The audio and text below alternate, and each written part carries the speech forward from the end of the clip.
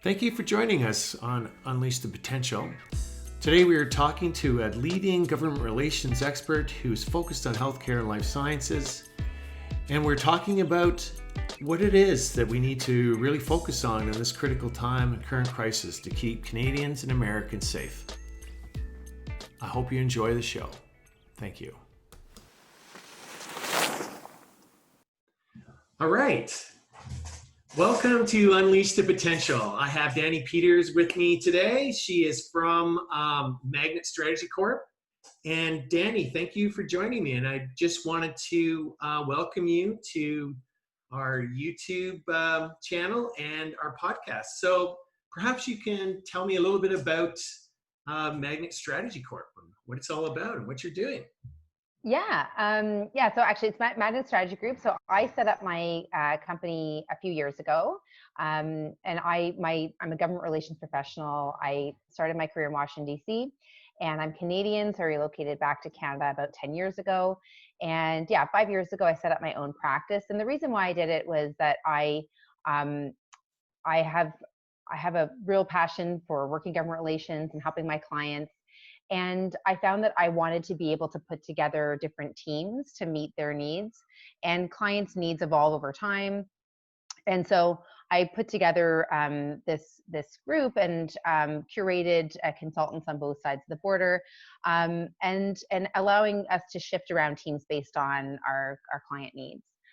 So that's why I set up this practice, and it's been great. I've never looked back. As soon as I open a business, it's been busy, and I'm really thankful for the progress I've made since I had my firm. So what areas do you focus on? So I focus, most of my time is focused on healthcare, and life sciences, although I do work in other issues like trade. I do a little bit of work in energy and tax issues. But I've always worked in the area of life sciences and health. And so that's always been a pretty large part of my practice. And I work both with the private sector as well as with the nonprofit sector. I work with investigators and universities doing research as well. Wow. So in this, you must be really busy. This is it has trade and it has health. The phone must be ringing off the hook.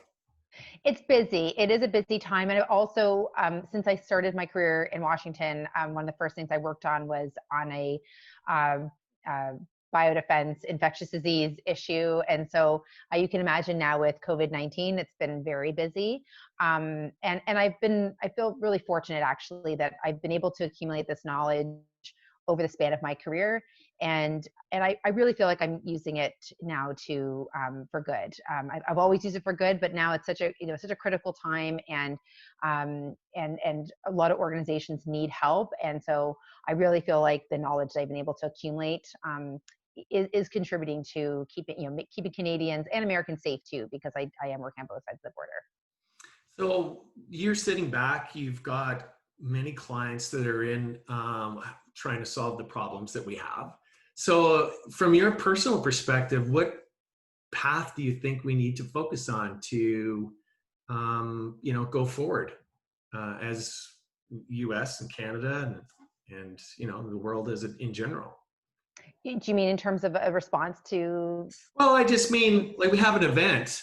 Some of the key things that we're learning right now, because my own personal opinion is this is just one event of many. We've already had a couple epidemics.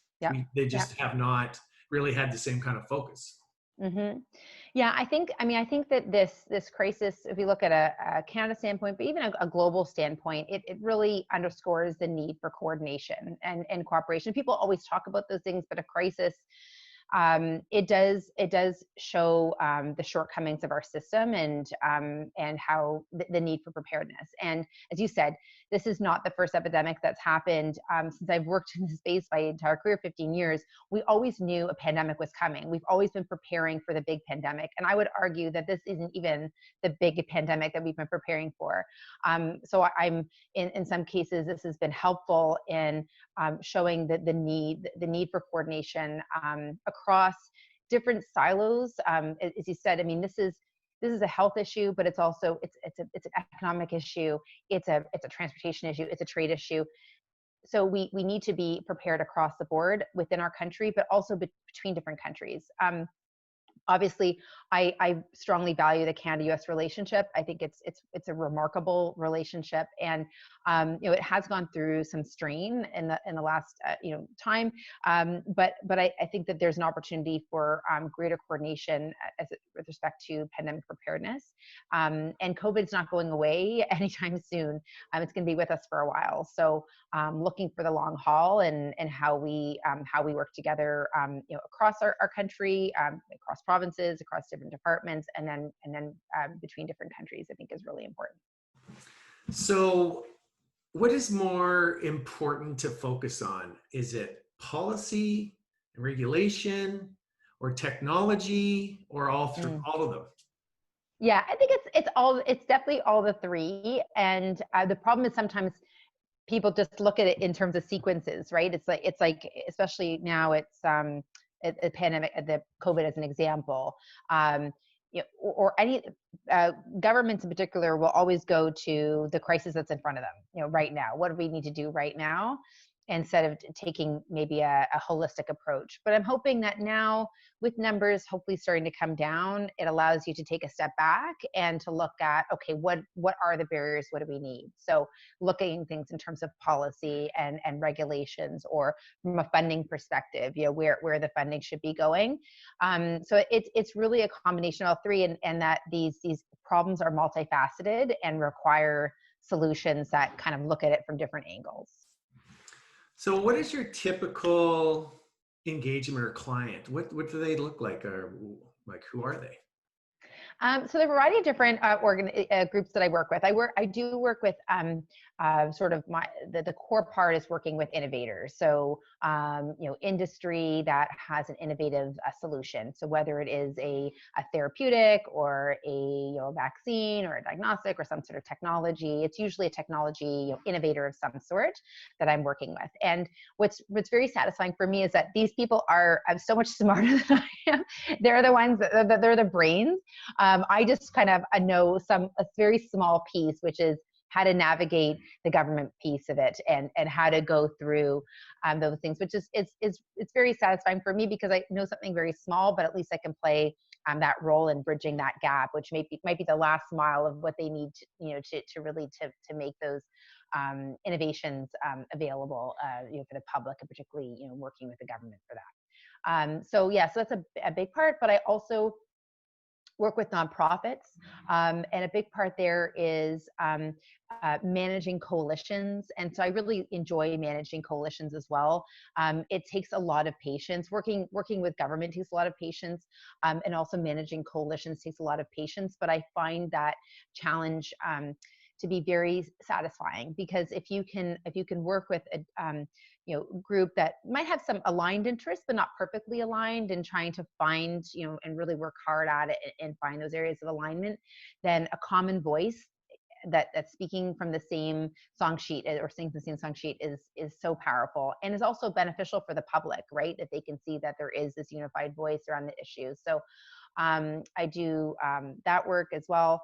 And then, and then I also work with just institutions that have, some more on the institutional side, that have innovations, and helping them partner with the private sector and with government to make their own technologies available. So it's a combination of the three.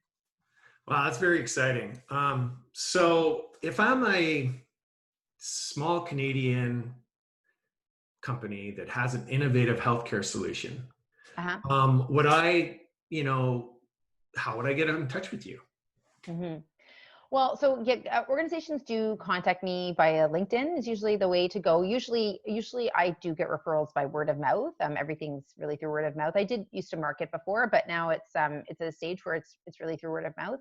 And I am, because my bandwidth is more or less limited, I do tend to work with organizations I know where I can be helpful. I want to succeed. That's another reason I set up my own business, is that I want to win, and I want to keep my track record, strong, and build on the success I've had. So I am more or less selective in who I work with, just to ensure I know, and I'm also not wasting their time either. So even before I work with an organization, I will, do my research, maybe even speak to a couple people that I know to see where it fits within, to get a lay of the land, see how it fits, and to know I can be successful for them. That's excellent. Yeah. So I really appreciate you spending the time today. I know it's a very busy time for you. Yeah. And is there anything you want to leave, behind to let people know how to get in touch with you? And then, I really appreciate it. Thank you.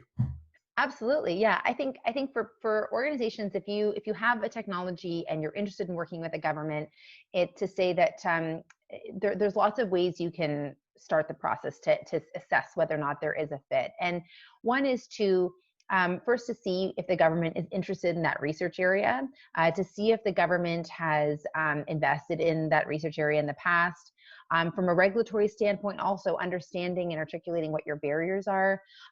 Going to your local local MP or a member of provincial parliament to articulate those issues. I mean, we really need to support our local innovators. So it can be daunting sometimes working with government, but even starting local can be a really good way to start. And then, as I said, doing research and understanding what the different requirements are from the government. And and I'm always happy to chat with organizations that have a question, are confused about the process. I find that process very satisfying in working with organizations and helping them better understand that process to optimize their technology and make it available. So. Well, if it wasn't for people like you, try to to help people navigate the policy and the regulations and who to talk to, a lot of things wouldn't get done. So thank you very much. You truly are unleashing the potential. And again, I really appreciate it. Thank you. Thank you so much. Thank you. There you have it, another inspiring founder that is unleashing the potential. Hit subscribe on YouTube, and please follow me on Spotify and Apple Podcasts. Stay tuned for next week's inspiring talk.